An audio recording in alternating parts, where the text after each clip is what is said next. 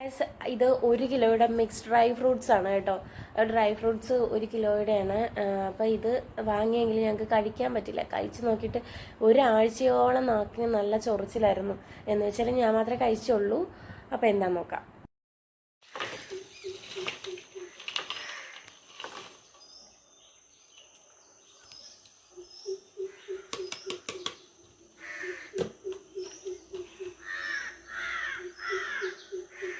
കണ്ടോ ഗൈസ്, നിങ്ങളോർക്കും ഞാൻ എന്തായാലും ഇങ്ങനെ ഈ നട്ട്സ് ഇതിലേക്ക് തുടങ്ങിയിട്ടേന്ന് ഓർക്കും. എന്തായാലും കഴിക്കാനല്ല കേട്ടോ. എന്തായാലും ഞാൻ ഈ മീഷോയിൽ നിന്ന് ഓർഡർ ചെയ്ത ഒരു പ്രൊഡക്റ്റാണിത്. ഈ നട്ട്സ് 1 കിലോയുടെയാണ് കേട്ടോ. 1 കിലോയുടെ ഈ നട്ട്സ് ഓർഡർ ചെയ്തിട്ട് ഇപ്പം 1 മാസം ആയത്. പക്ഷെ കൊണ്ടുവന്ന അന്ന് തന്നെ ഇതെടുത്ത് അതിൽ നിന്നൊരു ബദാം ഇത് കഴിച്ച് നോക്കിയിട്ട് നാക്ക് ചൊറിഞ്ഞിട്ട് വയ്യായിരുന്നു. ഒരാഴ്ചയോളം നാക്ക് നന്നായിട്ട് ചൊറിഞ്ഞു കേട്ടോ. ഇത് മാറുന്നില്ലായിരുന്നു. അന്നുകൊണ്ട് ഞാൻ നിർത്തി. അപ്പോൾ എന്തായാലും നിങ്ങളൊന്ന് കാണിക്കാമെന്ന് വെച്ചാൽ നമ്മൾ ഇങ്ങനെയുള്ള പ്രൊഡക്റ്റ് ഓർഡർ ചെയ്യുമ്പോഴത്തേക്കും ഒന്ന് ശ്രദ്ധിക്കണം. നമുക്ക് ഫോട്ടോയിൽ കാണുമ്പോൾ നല്ല ഇതായിട്ടൊക്കെ തോന്നും, പക്ഷേങ്കിൽ ശരിക്കും ഇതൊരു ക്വാളിറ്റി ഇല്ലാത്തൊരു പ്രൊഡക്റ്റാണ്. ഇത് കണ്ടോ, ഇതിൻ്റെ പിന്നൊക്കെ നമ്മളിങ്ങനെ ഏത് രീതിയിൽ പിച്ചാത്തി വെച്ചിട്ട് മുറിച്ചാലും ഇത് മുറിയത്തില്ല ഒന്ന്. അപ്പോൾ ഗൈസ്, ഇതൊന്നും നമുക്ക് കഴിക്കാൻ പറ്റത്തില്ല. കഴിക്കാൻ പറ്റുന്ന പരുവത്തിലല്ല ഇത്.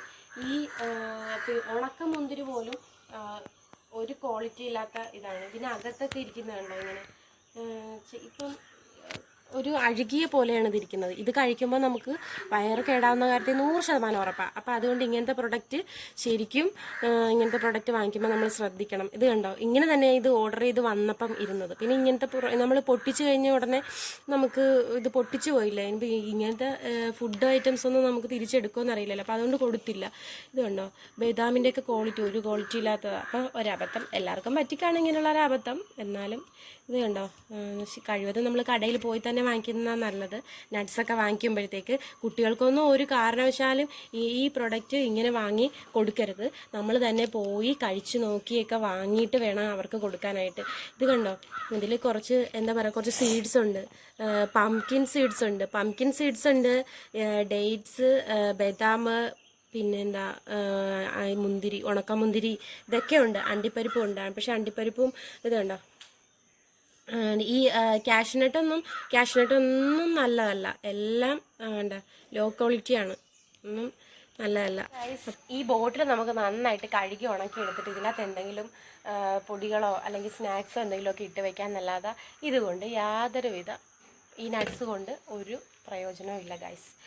അപ്പോൾ എന്താ, നിങ്ങൾക്ക് ഇതുപോലെ എനിക്ക് പറ്റിയ പോലെ അബദ്ധം നിങ്ങൾക്ക് പറ്റാതിരിക്കട്ടെ. അപ്പോൾ ഇന്നൊക്കെ ഇത്രയേ ഉള്ളൂ. Bye guys. അടുത്ത വീഡിയോയിൽ കാണുന്നവരേക്കും ബൈ, സീ യു.